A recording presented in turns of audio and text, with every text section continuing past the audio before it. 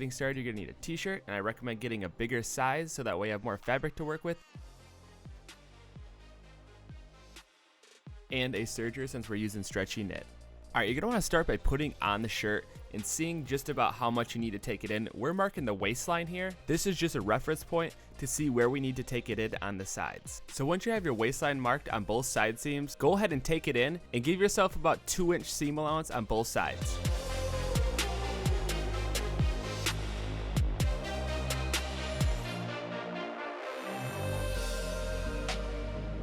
So go ahead and take a straight edge and chalk across the entire waistline. And we're actually marking it a little bit above the waist because we're going to be making a high-waisted bottom. And then go ahead and cut your t-shirt in half on that mark. And now we're going to quickly find the center, so go ahead and fold your t-shirt in half and just make a mark in the center.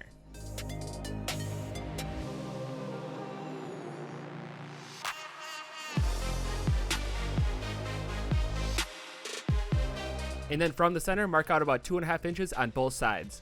And it might seem like a lot extra, but keep in mind, you need a little bit more to hem the bottom leg openings.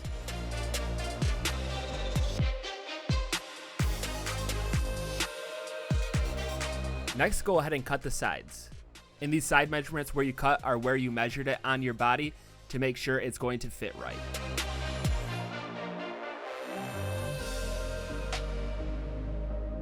Next, with the right sides together, go ahead and sew up those side seams. And this is going to give you a new point so you can start making your bottom. And we are using a serger, and if you don't have a serger, it's totally fine. Just use a zigzag stitch. A zigzag stitch allows for you to stretch it without the thread breaking. And almost all standard machines will have a zigzag stitch option. And next, go ahead and try that sleeve on and bring it up to about around your belly button. And if it feels like it fits nice and snug, you'll be ready for the next step. So we are using that 2.5 inch mark we placed from the center, and we're going to make a curve from about 2 inches down the side seam all the way down to the middle. And just do a nice subtle curve. And if you want the front to be super skinny, you can curve it way in and kind of come back to that point, but I highly recommend just doing a small subtle curve to start, and then you can kind of work from there. And then go ahead and do the same thing for the back. From the same point on the side, go to that 2.5 inch mark on the bottom. In this one, you're going to want to do the curve a little bit lower. And we have ours on a dress form, and we like doing this because it's a lot easier to work with and you can kind of see what you're doing. So it's nice to have one of these, and if you're looking for one, there's a link in the description, so go and check that out. Or if you want to lay it on flat, you can also use a French curve. And you only have to do these markings for one side.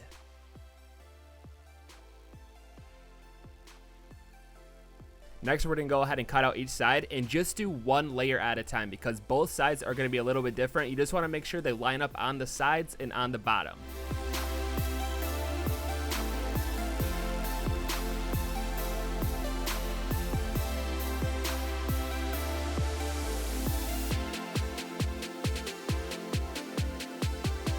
And then once you have one side cut out, go ahead and fold it in half and then cut along that same line.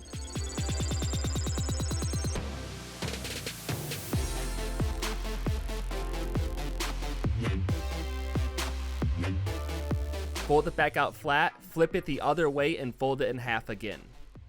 And this will allow you to follow the other curve on the back. And go ahead and cut that out.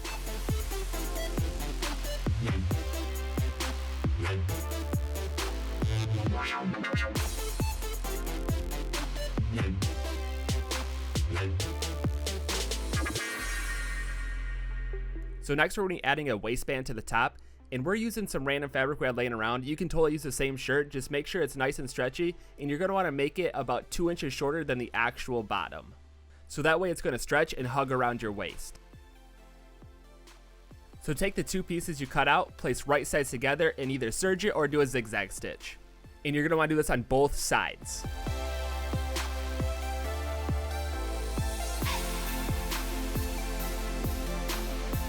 Go ahead and flip the right sides out on the band and fold it in half. And then we're going to serge all the way around the bottom to kind of hold this thing together so it's easier to sew on. And if you don't have a serger, again, just zigzag stitch all the way around the bottom. It just helps keep the entire thing together, and it makes it a lot easier when you're adding it onto the bottom.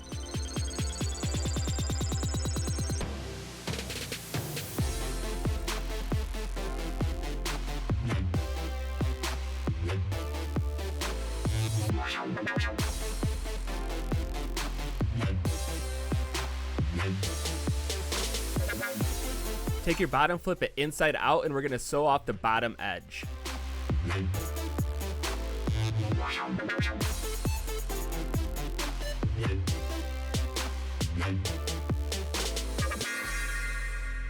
With your bottom inside out, go ahead and take your band and place right sides together, lining up those side seams.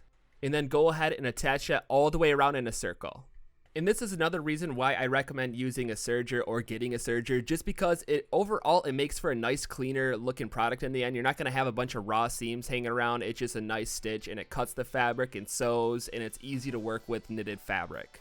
And if you want one like ours, we have the link in the description. This is one on Amazon. It's just super cheap, and it works perfectly for all sorts of projects.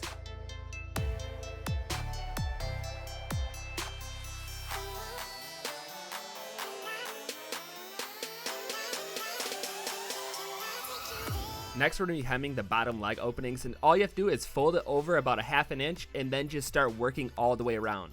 You can totally pin it if you want.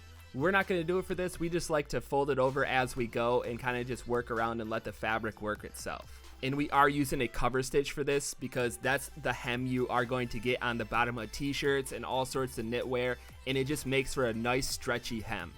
And if you don't have that, just do a zigzag stitch all the way around. And the reason we show all these machines is because we want to show you the next step into progressing your sewing into a more quality product and how you can actually sew just like you see it in the stores. But if you're just doing this as a quick little project, you don't need all this stuff. Just do a zigzag stitch and make sure that you're using zigzag on all knitwear, or else that thread will snap when you stretch it. And as you can see, that machine adds for a perfect nice edge, and there's also attachments that go with this machine, so you can add in piping or all different types of stuff, and it's just a really handy machine to have. Next, we're going to be making the bandeau top, so you're going to want to go from the bottom where you cut off to about the bottom of the armholes. Go ahead, chuck across with a straight edge, and then cut it off. And if you've got a bigger size t-shirt, this should be long enough to fit all the way around, so that way you have 2 layers going all the way around, and it will be nice and snug. So flip it inside out so the right sides are together and sew along the top edge, and only sew one edge.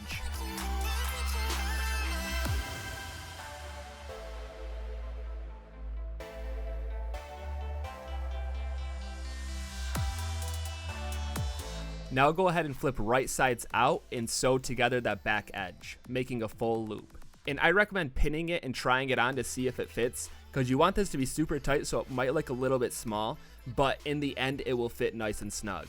But before you sew this, go ahead and try it on first, because you are going to want this smaller than your actual measurements. And go ahead and make a band just like you did before, and we're going to add it onto that bottom edge. So flip the top inside out, and then you're going to want to line the side seams up with the sides of the top. And we use different fabric because you can see it a little bit better, but you can totally use the same fabric from the shirt if you buy a big enough shirt. And the shirt we had plenty of extra fabric, so that way we could have used it, but we just decided to use this because it was laying around. But that's the fun part, mix and match different shirts. You can use pretty much any shirt for this. But we did find out it's kind of best to use athletic fabrics because they are wick away. And that just means they don't really hold in that much water.